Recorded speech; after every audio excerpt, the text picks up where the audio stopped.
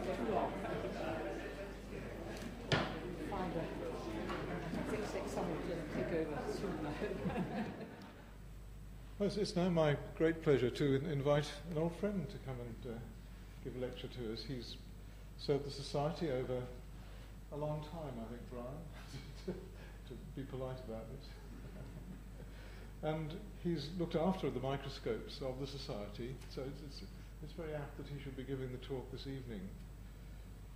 Brian is one of these remarkable people who has sustained his livelihood through his own efforts, through his entire career.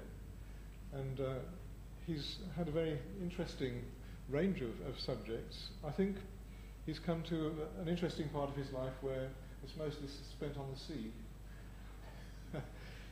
If you ever see a cruise with Brian as one of the lecturers, you must sign up to it immediately. There's a good plug for him there, but he's doing quite a lot of this nowadays. Brian, it's a real pleasure to have you come this evening, and of course we're all extremely interested to hear what Linnean actually saw through the microscope, so I'll hand over to you. I was asked earlier, what was the golden rule for speaking? And I was put in mind of two bits of advice I was given. I was always advised by Basil Boothroyd, that great humorous writer whom I knew quite well.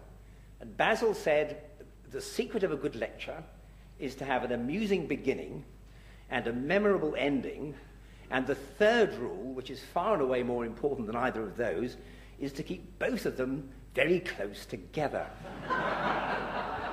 The advice I was given by that wonderful comic, Arthur Askey, whom I knew in his later years, was much more pragmatic, but much more useful. And it was, before you stand up to address anybody, make sure that you zipped up your trousers.